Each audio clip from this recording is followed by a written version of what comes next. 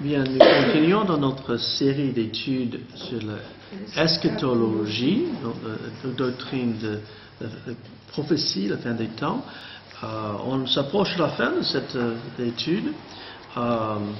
Il y aura, aujourd'hui et probablement la semaine prochaine, je vais boucler le cours, peut-être après, mais je ne sais pas. Mais au moins une autre étude après celui-ci, et puis on verra comment ça avance. Nous allons parler aujourd'hui des jugements. On parle de jugement, on a souvent l'idée que voilà, tout le monde va être jugé en même temps. La Bible ne présente pas les choses de cette façon, qu'il y ait des jugements différents, à des moments différents dans l'avenir. D'abord, nous allons parler de ce qui concerne les croyants en Jésus-Christ, les chrétiens. D'abord, voyons 1 Pierre chapitre 3 et verset 18. 1 Pierre chapitre 3 et verset 18.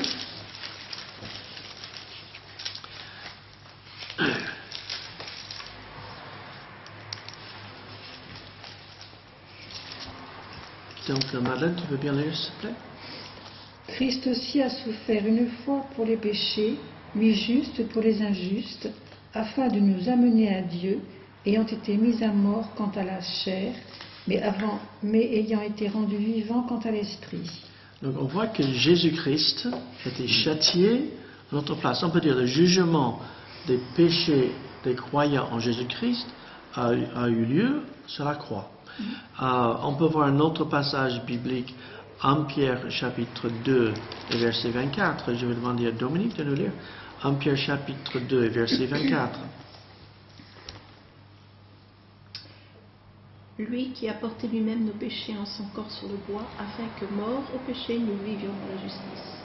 Lui par la meurtrissure duquel vous avez été guéris.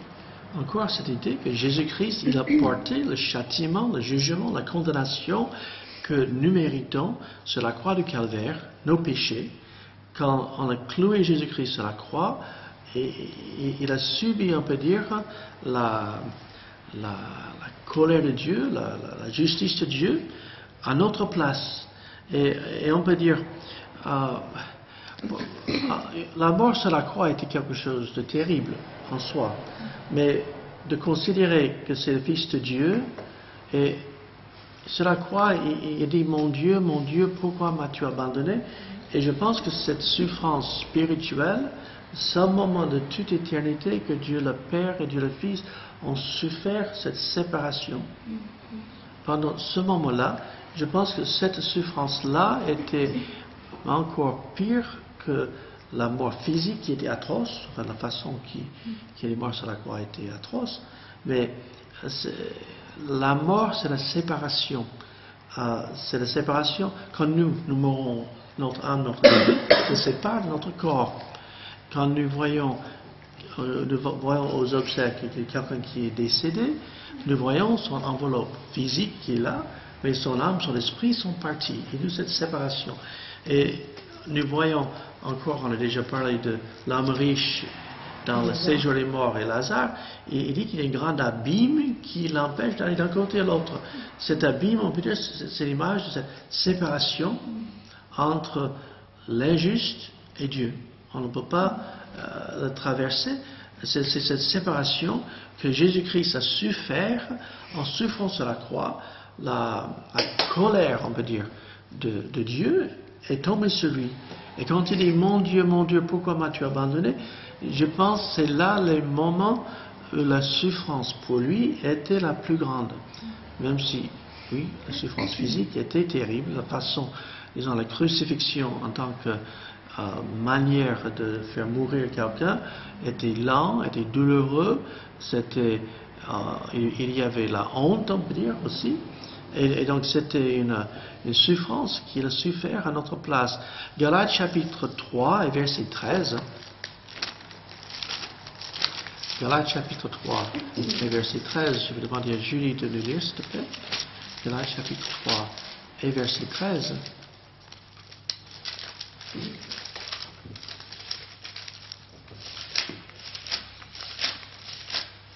Christ nous a rachetés de la malédiction de la loi, étant devenu malédiction pour nous, car il est écrit, maudit et quiconque est pendu au bois. Voilà, donc on voit ici que la malédiction est tombée sur Jésus-Christ. Quand on lit dans les histoires de l'Ancien Testament, il y a plusieurs fois il y a question de quelqu'un qui était vaincu par un autre, et on prenait les cadavres et on les pendait. C'était une façon de les maudire, on va dire. C'était mais on voit que Jésus-Christ lui-même a souffert la malédiction que nous méritons en étant pendu sur une croix. Quand il est élevé, il attire tous les hommes à lui-même. Il a, on va dire, il offre le salut à tous à cause de son sacrifice sur la croix. Ésaïe 53, verset qu'on a déjà vu dans d'autres études, mais toujours bien de nous le rappeler. Ésaïe chapitre 53, verset 5 et verset 6.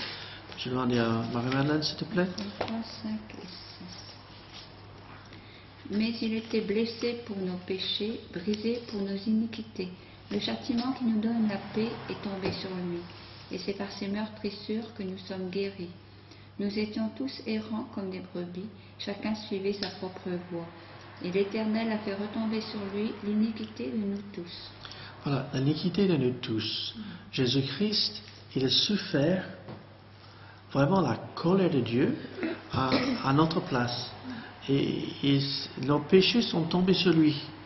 Et c'est quelque chose qui est, on va dire, c'est important de comprendre que le péché est payé une fois pour toutes par Jésus-Christ.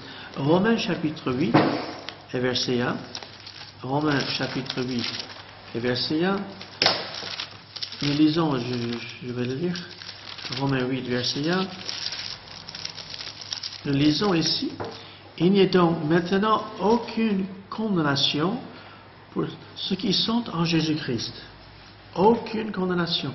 Et donc, il faut savoir que le jugement de nos péchés est tombé sur Jésus-Christ, et Dieu ne condamne le péché qu'une seule fois. Et on ne fait pas payer la même faute plusieurs fois. Et une fois que c'est payé, c'est payé. Si vous allez au supermarché et vous faites vos courses et vous avez payé, et puis on vous dit, écoute, il faut payer encore, vous dites, j'ai déjà payé, je ne paye pas deux fois. Et on peut dire, il n'y a pas besoin c'est pas nous qui devons payer nos péchés, Christ a payé notre place.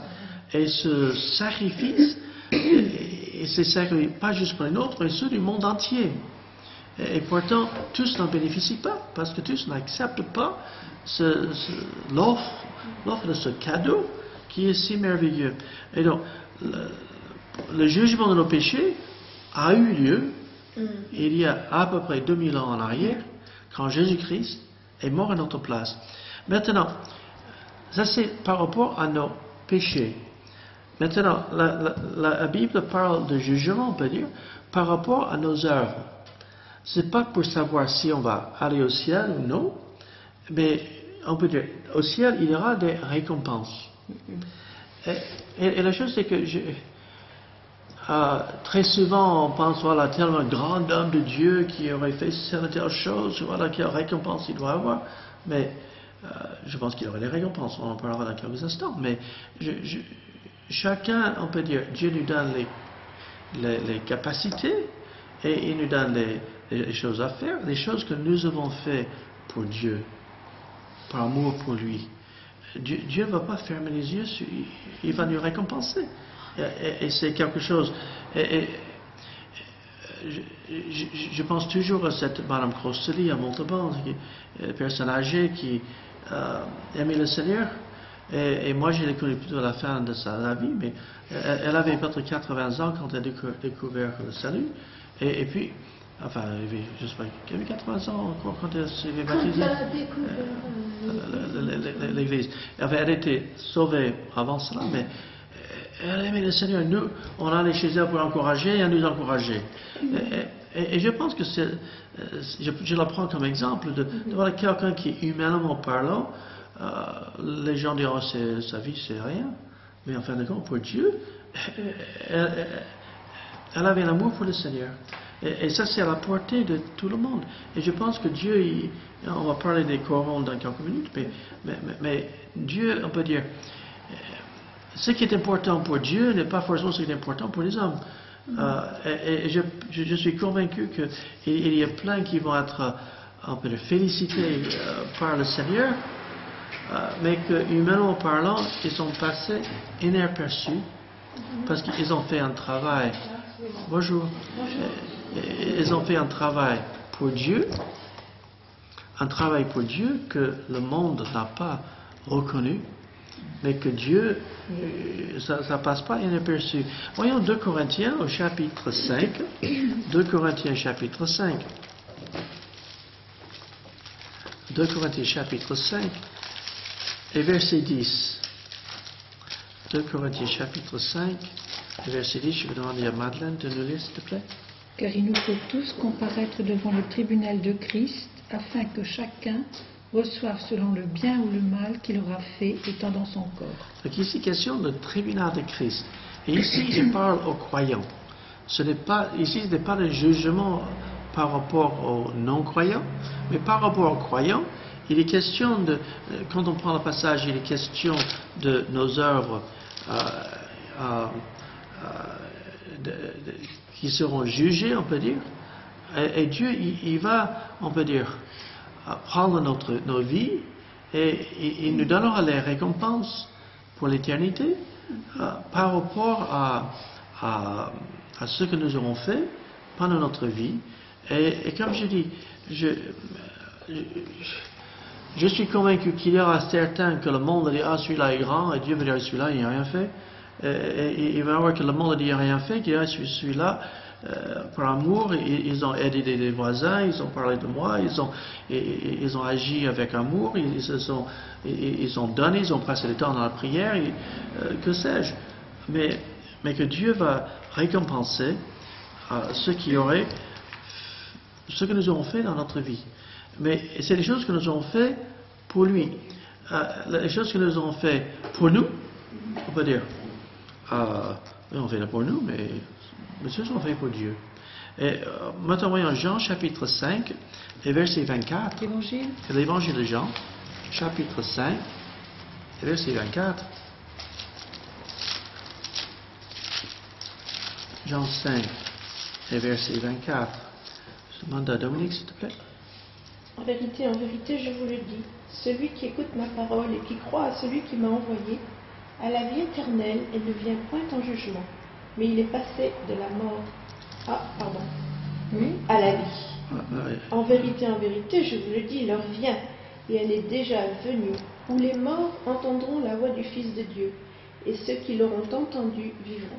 Donc, voilà, il est question ici, voilà, le jugement, on peut dire, est tombé sur Christ, et nous ne verrons pas un jugement par rapport à nos péchés, mais nos œuvres, il y aura question de récompense. Apocalypse chapitre 22 et verset 12. Apocalypse chapitre 22, verset 12. Je demande à Julie de nous lire, s'il te plaît. S'il te plaît. Voici, je viens bientôt, et ma rétribution est avec moi, pour rendre à chacun selon ce qu'est son œuvre. Donc ici encore, question de Jésus-Christ qui promet quand il revient, il va récompenser selon les œuvres qu'on aurait fait. Et c'est cette idée de le tribunal de Christ, le mot en grec c'est bema, qui est cette idée de là où on reçoit les récompenses.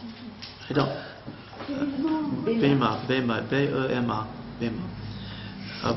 Donc, Christ revient, et il faut savoir que ce que nous avons fait pour le Seigneur, rien ne passera inaperçu pour lui.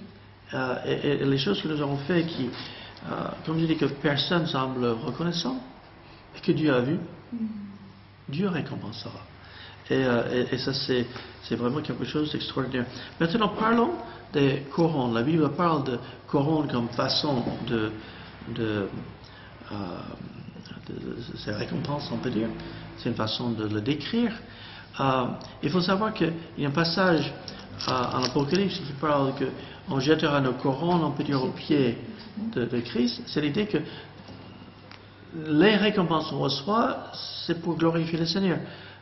Mais c'est comment ça va être exactement dans le détail, je ne sais pas. Mais on peut dire, à cause de notre fidélité, Dieu est glorifié, Jésus-Christ est glorifié. Voyons Jacques chapitre 1, verset 12.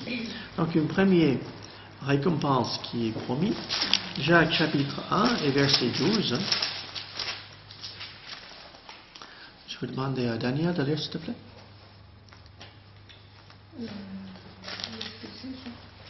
Jacques, c'est juste après Hébreu. C'est dans le Nouveau Testament, juste après Hébreu. C'est vers la fin du Nouveau Testament.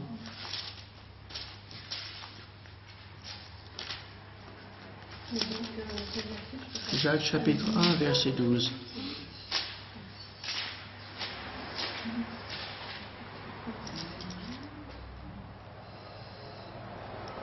Heureux l'homme qui tient bon face à la tentation, car après avoir fait ses preuves, il recevra la couronne de la vie que le Seigneur a promise à ceux qui l'aiment. Donc ici, ça parle d'une couronne de vie. Et c'est par rapport à quand nous avons passé par les épreuves, on peut dire, par rapport à que nous avons tenu ferme pour le Seigneur, les épreuves, ici il y a de tentation, les épreuves, les choses. Je pense à Job, par exemple, un homme qui était juste et qu'il a eu ces épreuves terribles. Pourquoi? Pour glorifier le Seigneur, pour montrer qu'il aimait le Seigneur, pas parce que Dieu lui donnait plein de biens matériels, mais parce qu'il aimait le Seigneur, qu'il avait une bonne vision de Dieu. Et je pense qu'il a, oui, il a une couronne de vie. Mais nous aussi, nous passons des fois par les épreuves. Et dans nos épreuves, Dieu, on peut dire, il regarde ce que nous aurons fait dans notre fidélité à lui, malgré les épreuves. Un autre passage qui parle de ceci, Apocalypse chapitre 2 et verset 10. Marie-Madeleine, s'il te plaît. Apocalypse chapitre 2 et verset 10. Ne crains pas ce que tu vas souffrir. Voici, le diable jettera quelques-uns d'entre vous en prison, afin que vous soyez éprouvés, et vous aurez une tribulation de 10 jours. Sois fidèle jusqu'à la mort, et je te donnerai la couronne de vie. Alors, il y a une question de fidélité dans les épreuves, et une question de diable qui a, on peut dire, éprouvé les croyants. Et maintenant, on ne va pas prendre le contexte et développer tout ce que ça dit, parce que c'est une autre étude. Mais encore, je vois cette idée de la couronne de vie. La couronne de vie, pour ceux qui passent par les épreuves, qui restent fidèles, malgré les difficultés par lesquelles on passe. Un deuxième couronne, en Corinthiens chapitre 9 et verset 25. En Corinthiens chapitre 9 et verset 25. Je demande à Madeleine de lire, s'il vous plaît. Ceux qui combattent s'imposent toute espèce d'abstinence et ils le font pour obtenir une couronne corruptible. Mais nous, faisons-le pour une couronne incorruptible. Voilà, on voit ici une couronne incorruptible. Et ici, l'apôtre Paul utilise l'image de l'athlète, par exemple, les athlètes qui vont s'entraîner pour une grande compétition, ils font attention à plein de choses par rapport à sa vie, ses entraînements et tout cela. En fait, cette couronne incorruptible, c'est ceux qui, on peut dire, vécu la vie de sanctification avec le Seigneur. De suivre le Seigneur, ça peut nous coûter. Un athlète qui veut être, on peut dire, qui veut gagner, il s'abstient de certaines activités, certaines choses, assez de sommeil, tout ça, c'est par le physique. Mais spirituellement, dans notre vie, des fois nous sommes appelés à faire des sacrifices pour le Seigneur. pour vivre pour le Seigneur. Et donc, cette couronne incorruptible, il y a cette idée de celui qui aurait pour le Seigneur, on peut dire, il serait discipliné pour que sa vie glorifie le Seigneur. C'est comme l'athlète qui pour lui cherche une couronne corruptible, mais nous c'est pas les mêmes contraintes, on peut dire. C'est pas de s'abstenir à manger ceci, cela ou tout ça, mais on s'est sacrifié dans nos temps, dans nos efforts, des fois des sacrifices personnels, pour servir le Seigneur. Pour certains, c'est... je pense par exemple à un athlète. Il y a cet athlète qui... son nom, ça m'échappe. C'est cet athlète qui, pour les Jeux Olympiques, dans les années 20, et on voulait qu'il participe à la compétition le dimanche. Et il a dit non. Et en fin de compte, sa fidélité, on peut dire, c'est prêt à perdre, on peut dire, cette trophée qui... Oui, c'est un beau profil, oui. Mais c'est une vraie histoire. Oui. Pour ses convictions pour le Seigneur, il était prêt à perdre, on peut dire, la gloire humaine. Et en fin de compte, Dieu l'a récompensé. Et il a fini par pouvoir participer dans une autre compétition dans laquelle il a gagné. Mais après, vous savez ce qu'il est devenu? Il est parti en Chine comme missionnaire. Comment il s'appelle? Son nom... Je ne sais plus. Je sais son nom. Ça m'échappe là pour l'instant. C'est Chariots de feu, c'est le nom de film. Oui, Chariots de feu. Tu l'as vu le film? C'est un film, je te passe le film. Ça va le voir. Mais Chariots de feu, c'est Eric quelque chose. Mais en fin de compte, après, il est parti en Chine comme missionnaire. Et vous savez, il est mort dans un camp de concentration japonais pendant la guerre. Peu avant la fin de la guerre, il est mort. Mais il est parti comme missionnaire après. Il a eu peut-être toute une carrière dans les sports qu'il aurait pu... Mais il a préféré être missionnaire.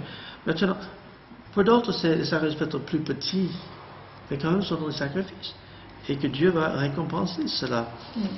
Un autre, 1 Thessaloniciens chapitre 2 et verset 19. 1 Thessaloniciens chapitre 2 et verset 19. Là c'est Daniel, je me semble. Dominique, excusez-moi. 1 Thessaloniciens 2 et verset 19. Dominique. Qui est en effet notre espérance ou notre joie ou notre couronne de gloire? N'est-ce pas vous aussi, devant notre Seigneur Jésus-Christ, lors de son avènement? Donc ici, il est question de couronne de gloire. Mais il parle de ces couronnes de gloire, c'est ceux que l'apôtre Paul a gagnés au Seigneur. Autrement dit, quand nous avons témoigné à quelqu'un, participé au salut de quelqu'un, on peut dire, ceux qui sont venus suite à notre témoignage vont recevoir la couronne de gloire ici. Maintenant, la chose c'est que des fois, nous n'avons pas vu forcément celui qui s'est converti, mais des fois notre témoignage a contribué au salut de quelqu'un d'autre. On a donné un traité, on a donné un calendrier en semence, on a donné un livre, on a simplement parlé du Seigneur en passant. On a vécu notre vie d'une façon que les gens disent, mais celui-là, sa foi se voit. Et donc, quand on a participé au salut de quelqu'un, Dieu va récompenser, on peut dire, avec cette couronne de gloire. Et le prochain qu'on va voir, c'est 1 Pierre chapitre 5. 1 Pierre chapitre 5, donc c'est juste avant Apocalypse. 1 Pierre chapitre 5. Là, je vais en Daniel de lire. 1 Pierre chapitre 5 et versets 2 à 4. Et ici, c'est question d'une couronne incorruptible de gloire. Donc, On parle d'incorruptible et de gloire. Ici, c'est mentionné ensemble. Donc, c'est 1 Pierre, chapitre 5, versets 2 à 4. Je demande à Daniel de lire, s'il te plaît. Prenez soin du troupeau de Dieu qui est sous votre garde, en veillant sur lui, non par contrainte, mais de bon gré selon Dieu. Faites-le non par recherche d'un gain, mais avec dévouement. Non en dominant sur ceux qui vous sont confiés, mais en étant les modèles du troupeau. Ainsi, lorsque le souverain berger apparaîtra, vous recevrez la couronne de gloire qui ne perd jamais son éclat. Alors, ici, c'est la couronne incorruptible de la gloire, dans votre traduction. Mais ici, c'est par rapport, on peut dire, à ceux qui ont rempli le rôle de pasteur, mais qui ont été fidèles en tant que pasteur. Parce que, malheureusement, il est certain, en tant que ils ont des titres pasteur, mais le cœur c'était plutôt pour les gains, comme c'est mentionné ici. Malheureusement, les médias, souvent, il y a un pasteur là quelque part qui abuse de sa place pour s'enrichir, et là on met ça en évidence comme si c'est tous les pasteurs. Celui-là, il n'aura pas la récompense. S'il est sauvé, on va le savoir. Mais on peut dire, ceux qui auraient fidèlement s'occuper d'un troupeau, une église, il est question ici d'une couronne qui serait pour les pasteurs fidèles, qui auraient servi le Seigneur pour la gloire du Seigneur. 2 Timothée chapitre 4, verset 8. 2 Timothée chapitre 4, verset 8. Je demande à Marie-Madeleine, s'il te plaît.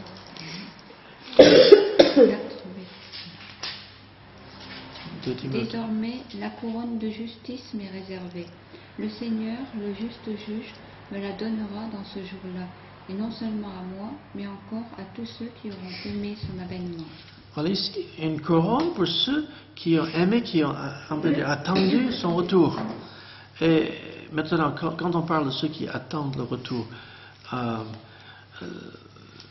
je ne parle pas de ceux qui fixent des dates et puis font tout un tapage là-dessus. Ça c'est, on vient de vivre là les Psaumes 21 que je disais au départ, c'était pas du sérieux, il n'y a rien de sérieux là, il n'y a pas la fin du monde. Mais de savoir que le Seigneur peut revenir n'importe quand et qu'on attend avec anticipation et que ça a des applications dans notre vie, on peut dire, dans notre vie personnelle. Donc là, nous voyons un certain nombre de couronnes qui sont mentionnées. Mais, comme j'ai dit, Dieu va récompenser ceux qui auraient, dans leur vie, en tant que croyants, vécu la vie chrétienne à la gloire du Seigneur. Et encore, je souligne, ce n'est pas forcément ceux qui ont le grand applaudissement des hommes, parce que cela, on voit en Matthieu chapitre. Ils ont leur récompense. Mais ceux qui auraient vécu pour le Seigneur, pas pour l'applaudissement des hommes, mais par amour pour le Seigneur. Et c'est ça ce qui compte. La voiture des policiers est passée. Maintenant, ça c'est là on a parlé du jugement des croyants. Maintenant, on va parler du jugement des nations. Il y a un passage en Matthieu chapitre 25. Matthieu chapitre 25, à partir du verset 31. Maintenant, dans ce passage, on peut dire il y a beaucoup de choses qu'on peut apprendre, mais quand on étudie les prophéties, on découvre, ici, ce passage parle de ceux qui seraient passés par la tribulation, cette année de tribulation, après que l'Église a été enlevée. Et à la fin de cette tribulation, quand Christ revient, il va juger les nations. Et on peut dire les non-croyants vont être envoyés au jugement. Et on peut dire les croyants vont entrer dans le millénium. Donc ici, il y a question pour ceux qui entrent dans le millénium. Et ceux qui entreront dans le millénium, qui sortiront de la tribulation, qui entreront encore dans le corps comme tel que nous avons, même s'il y aura des changements dans la nature, on peut dire, ils vont vivre plus longtemps, et ainsi de suite.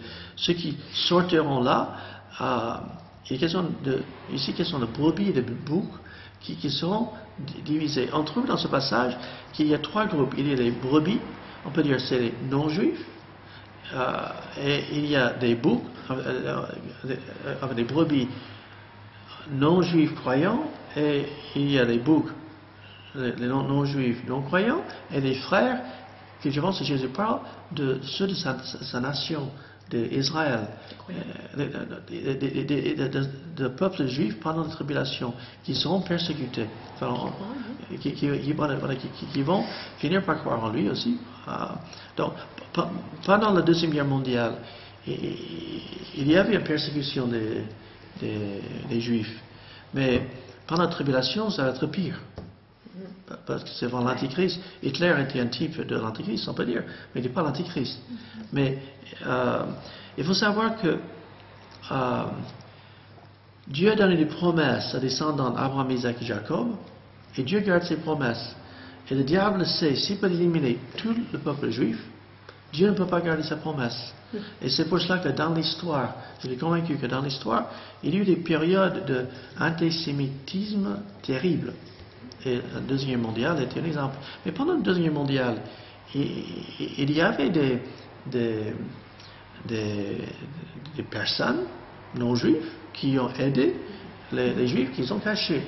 Que ce soit des personnes croyantes ou non-croyantes. Il y a eu des croyants, mais aussi des non-croyants. Les catholiques, les protestants, il y a eu des personnes de toutes, on peut dire, confessions. C'est pas, mais pendant la tribulation, on peut dire, soit on va être pour Christ ou pour l'Antichrist. Il n'y aura pas entre les deux. Et en fin de compte, pendant cette période, on ne peut ni acheter ni vendre sans la marque de la bête. Il va y avoir des personnes qui vont, on peut dire, ne pas recevoir la marque de la bête. Là, c'est les brebis. Et qu'ils ont agi favorablement envers les frères de Jésus, dans le peuple juif, pour les cacher, et ainsi de suite. Je sais que j'ai vu le film La rafle de Valiv, cette histoire d'une rafle qui a eu lieu à Paris. Pardon? À Noisy-le-Sec ou à Paris? Oui, je suppose, je ne peux pas dire. Enfin, mais les nazis avaient poussé les Français, les gendarmes français, les policiers français, d'arrêter les Juifs. Ils avaient en vue 24 000 Juifs qu'ils allaient rafler ce jour-là. Et ils ont trouvé que, je ne sais pas si c'est 15 ou 16 000, enfin, il y a à peu près le tiers, et beaucoup de ceux qui se sont sauvés, c'est parce qu'il y a eu des Français aussi, qui n'étaient pas forcément chrétiens évangéliques, tel que nous aussi, mais qui les ont cachés. Et donc, ce genre de choses existera pendant la tribulation. Pendant les 3 ans et demi, c'est la grande tribulation, la période où vraiment l'Antéchrist va se déchaîner contre le peuple juif, et à la fin, le peuple juif va reconnaître Jésus comme le Messie. Et il y aura les 144 000 qui sont des Juifs, qui ont prêché. Et il est question de 144 000, mais aussi une multitude de toutes langues, de tout peuple qui va aussi en sortir. Donc, tout le monde ne va pas suivre l'Antéchrist. Et même si beaucoup vont mourir martyrs à cause de leur refus de suivre l'Antéchrist. Mais pendant cette période, on va être soit pour l'Antéchrist ou pour Christ. Il n'y a pas de terrain neutre.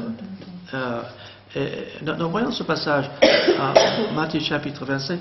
Moi-même, je vais le lire pour que je puisse m'arrêter et commenter. Donc Matthieu chapitre 25, verset 31. Lorsque le Fils de l'homme viendra dans sa gloire avec tous les anges, il s'assiera sur les trônes de sa gloire. Donc ici, question de retour de Christ dans sa gloire. Donc ce n'est pas le retour de Christ pour chercher l'Église. C'est après la tribulation, à la fin de la tribulation. Donc, il va s'asseoir sur le trône et va juger toutes les nations. Donc, question de juger les nations seront assemblées devant lui. Il séparera les uns d'avec les autres comme le berger sépare les brebis d'avec les boucs. Il mettra les brebis à sa droite, les boucs à sa gauche. Donc, il est question de Christ qui va séparer parmi les nations, donc parmi les non-juifs, du monde entier. D'un côté des brebis, de l'autre côté des boucs.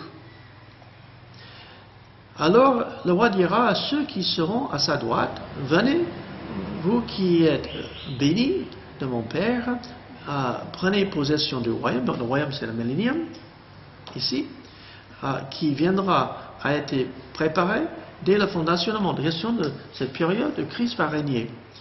Car j'ai eu faim, et vous m'avez donné à manger, j'ai eu soif, et vous m'avez donné à boire, j'étais étranger, et vous m'avez recueilli, j'étais nu, et vous m'avez vêtu, j'étais malade, et vous m'avez rendu visite, j'étais en prison, et vous êtes venu vers moi. Donc, ici, une question des choses faites par rapport à... Il dit, vous m'avez fait à moi. Et donc, après, les juges lui répondirent, Seigneur, quand avons-nous vu avoir faim, t'avons-nous donné à manger, ou avoir soif, ou t'avoir donné à boire? Quand avons-nous vu étranger, et t'avons-nous recueilli, ou nu, et t'avons-nous vêtu? Quand t'avons-nous vu malade, ou en prison, où sommes-nous allés vers toi? Et le roi leur répondit, je vous l'ai dit en vérité, toutes les fois que vous avez fait ces choses à l'un de ces plus petits de mes frères, c'est Jésus qui parle, c'est à moi que vous l'avez fait. Donc ici, maintenant, bien sûr, on peut appliquer ce passage aussi à ceux qui aident les autres, mais le passage, ça c'est l'application, mais l'interprétation particulière, c'est là quand Christ revient pour juger les nations et les boucs de brebis. Et Jésus est en train de dire que voilà, s'ils avaient, on peut dire, aidé ses frères, ils ont fait ça pour le Seigneur Jésus. Donc on voit qu'ils avaient la foi en Jésus-Christ. Une foi qui les a poussés à agir. Quand il parle de frères, est-ce qu'il parle de la nation d'Israël? Je pense que oui. Je pense qu'il parle de la nation d'Israël. Vu le contexte, je pense qu'il parle de la nation d'Israël, et à la fin, la nation d'Israël va se convertir. Et donc, ici, il est question de ceux qui auraient fait ces choses par rapport à ses frères. Et puis, ça connaît ensuite, il dira à ceux qui sont à sa gauche, retirez-vous de moi, maudits, allez dans le feu éternel qui a été préparé pour le diable et pour ses anges, car j'ai eu faim et vous ne m'avez pas donné à manger, j'ai eu soif, vous n'avez pas donné à boire, j'étais étranger, vous ne m'avez pas recueilli, j'étais nu et vous ne m'avez pas vêtu, j'étais malade et en prison, vous ne m'avez pas rendu visite. Il répondit, aussi Seigneur, quand avons-nous vu avoir faim, ou ayant soif, ou étranger, ou nu, ou malade, ou en prison, et ne t'avons-nous pas assisté? Il répondrait, je vous l'ai dit en vérité, toutes les fois que vous n'avez pas fait ces choses à l'un de ces plus petits, c'était à moi que vous ne l'avez pas fait. Et ceux-ci iront au châtiment éternel, mais les justes à la vie éternelle. Donc on voit ici une question de l'enfer ou la vie éternelle. Et ici on peut dire, ceux qui vont entrer dans le millénium, qui prennent possession de ce royaume, qui vont régner avec Christ, qui vont vivre avec Christ pendant 1000 ans, ceux-là, ils vont être, on peut dire, ils vont pouvoir vivre 1000 ans. Parce qu'on va les retrouver à la fin, tout de suite vers la fin. Mais la chose c'est qu'ils vont encore être dans les corps humains, et eux, ils vont avoir des enfants, et les enfants, à 100 ans, ils ont jusqu'à 100 ans pour se convertir. Maintenant, ceux qui ne seraient pas convertis à 100 ans, ils vont finir par mourir. Mais ceux qui, pendant cette période, qui vont se convertir, ils vont se sauver. Mais c'est toujours la foi en Jésus-Christ. Et c'est quelque chose. Maintenant, un petit détail que j'aimerais soulever ici. On voit que ceux qui vont entrer dans le millénium sont les justes, ceux qui ont fait les choses par rapport à Jésus-Christ. Jésus-Christ dit, celui qui me reçoit celui qui m'a envoyé. Et donc, celui qui reçoit les siens reçoit lui-même, et ce qu'il a envoyé, c'est Matthieu chapitre 10 qui nous dit cela. Donc on voit ici que à ce moment, à la fin de la tribulation, ceci ne peut pas être l'enlèvement de l'Église. Parce qu'il est question de ceux qui vont peupler la millénium. Maintenant, la chose c'est qu'il y a certains qui croient que l'enlèvement arrive à la fin de la tribulation, post-tribulationniste. On a déjà parlé de ça. Après les 7 ans. Maintenant, moi je pense que cette vérité qu'on vient de voir est une autre preuve qu'il faut que l'enlèvement soit bien avant. Parce que si à ce moment-là tout le monde est transformé, un nouveau corps qui est amené au ciel, dans les nuages, Il n'y aura plus personne pour millénium. il n'y aura plus personne pour le millénium. Donc, il y a la question de la récolte de l'enlèvement de l'Église avant la tribulation. Il y a ces 7 ans dans lesquels il y aura encore un glanage de certains qui vont se tourner vers Jésus-Christ, et ils vont manifester leur foi, la façon qu'ils agissent envers le peuple juif, Israël, vers le peuple juif, qui eux vont se convertir à la fin de la tribulation. C'est certain avant, parce qu'il y a 144 000, il y a les 2 témoins à Jérusalem, il y aura un témoignage, et il y aura des personnes qui vont se convertir. Ils ne seront pas exécutés par le... Beaucoup, oui. Apocalypse chapitre 7. Beaucoup vont mourir, mais il va y en avoir qui vont survivre. Qui vont survivre. Apocalypse chapitre 7 et verset 14. C'est à qui de lire là maintenant? C'est à Judy. Apocalypse chapitre 7 et verset 14.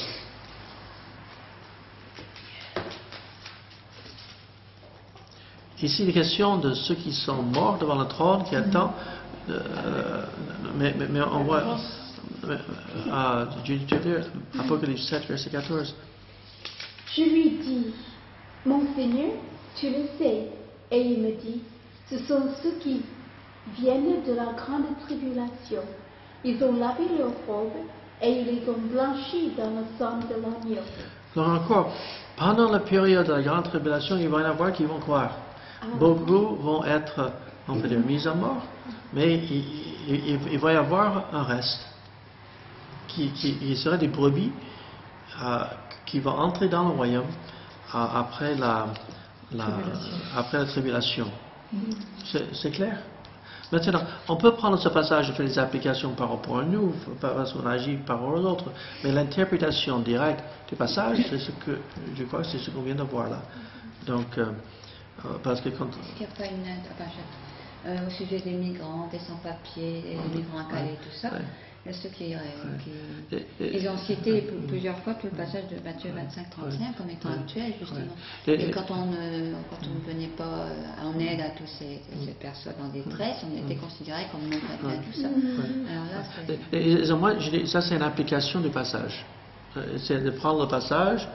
Et c'est vrai que Dieu veut qu'on aide. Oui, mais est-ce que c'est par rapport à ce passage? Parce qu'ils ont cité là, ils sont étrangers, ils sont nus, ils ont faim, ils ont soif, ils sont malades. Pour moi, ça c'est une application du passage, mais ce n'est pas l'interprétation directe. C'est une différence. C'est une interprétation qui les arrange. C'est une autre manière, oui. Mais attends, l'application, je veux que le Seigneur veut qu'on aide les démunis et tout ça. Par rapport à Matthieu 25, il nous dit, vous les autres, oui, voilà. Je ne pense pas que ça parle directement de ça. Maintenant, le passage peut te faire voir que Dieu veut qu'on aide les démunis. Mais je pense que l'interprétation prophétique, c'est par rapport à ceux qui sortiront de la tribulation.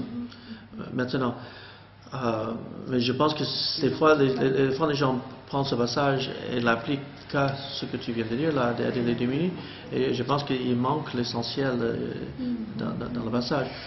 Mais je crois que Dieu veut qu'on aide les démunis. C'est pas contre.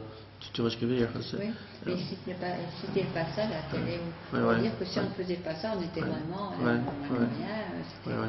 Pour justifier vraiment très fort l'action, même s'il y avait des centaines de personnes et tout ça, il faut...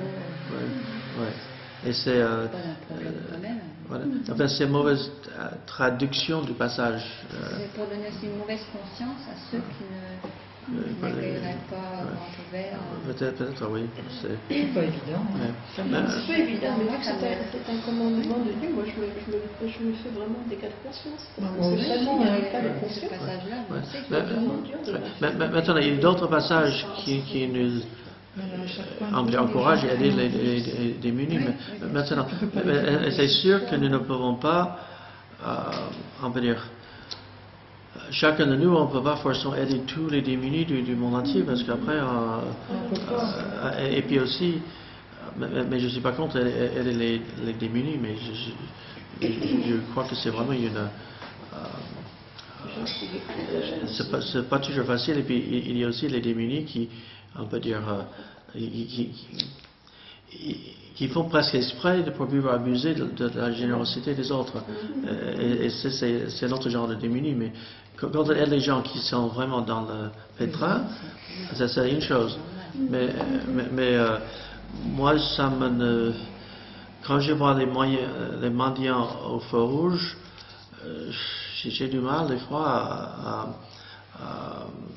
à me dire, écoute, et souvent ils ont des enfants et c'est presque une façon de vivre, on peut dire, et je pense qu'il y a d'autres solutions. Mais ça, c'est vraiment par rapport à la tribulation. Je suis convaincu que c'est pas la tribulation dans le contexte qu'on étudie dans l'évangile de Matthieu. Sans pour autant dire qu'il ne faut pas aider les démunis, mais bien, je passe à un troisième jugement. Un troisième jugement, on trouve en Apocalypse chapitre 20.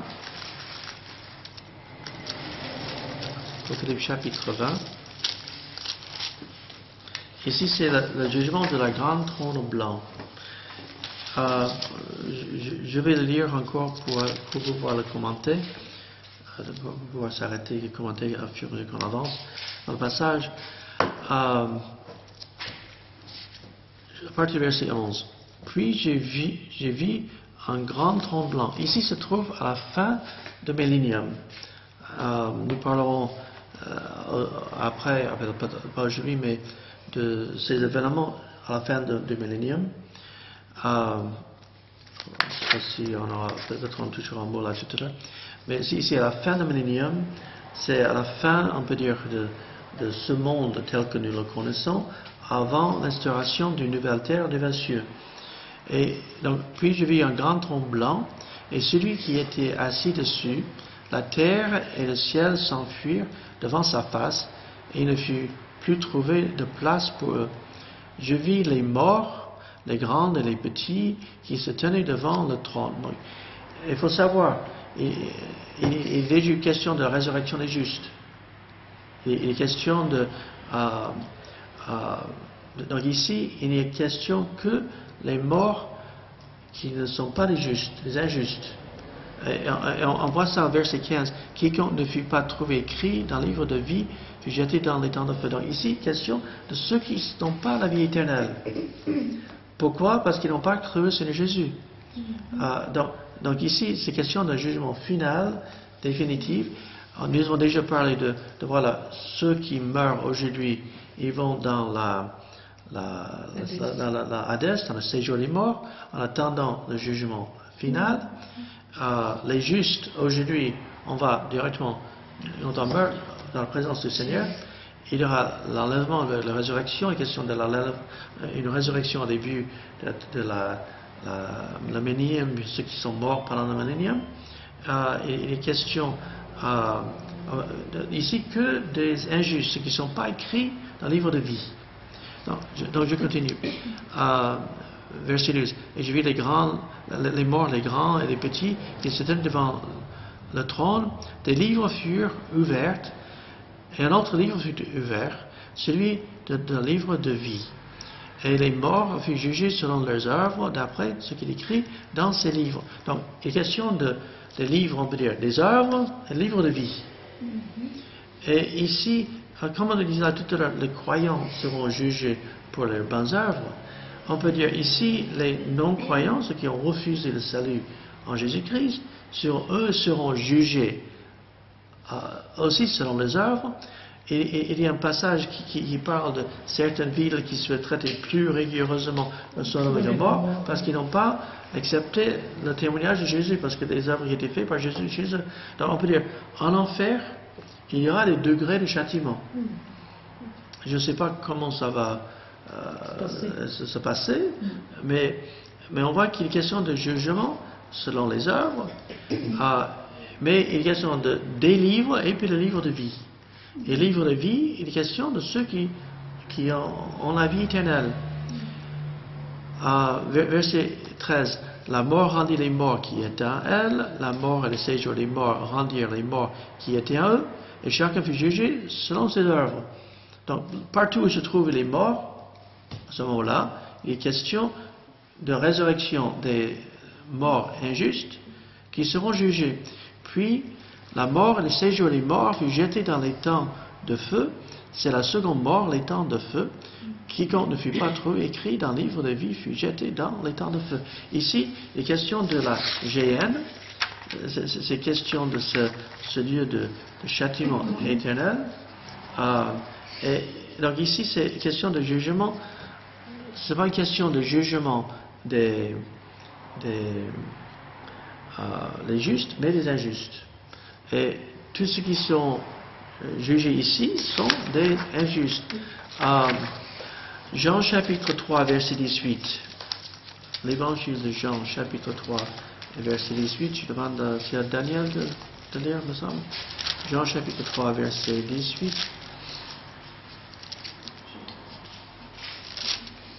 Tu veux bien lire, s'il te plaît? L'évangile de Jean chapitre 3, verset 18.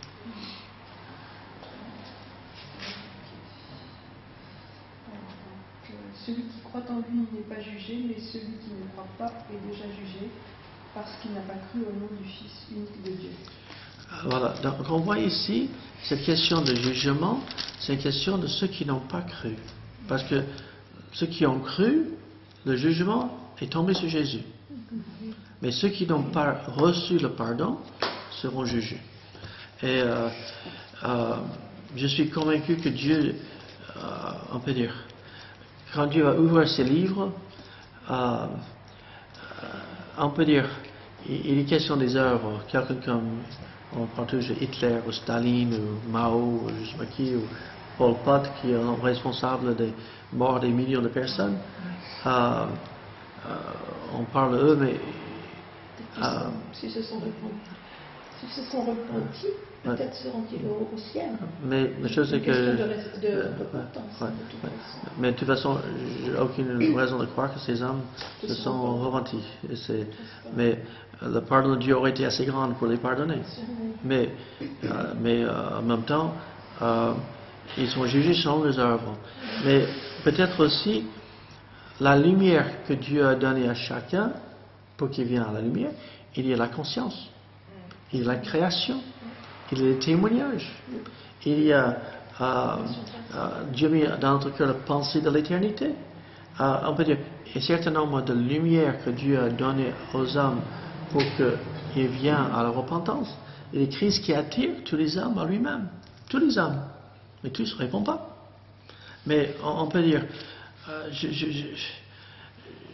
ne peux me imaginer, peut-être, je ne dis pas clairement, que quand ces livres vont être ouverts, Dieu va pouvoir dire, mais là, ta conscience t'a parlé, ce jour-là, la création, tu as refusé de chercher celui qui a créé, quelqu'un t'a donné un traité, quelqu'un t'en a parlé, ou tu as vu quelqu'un,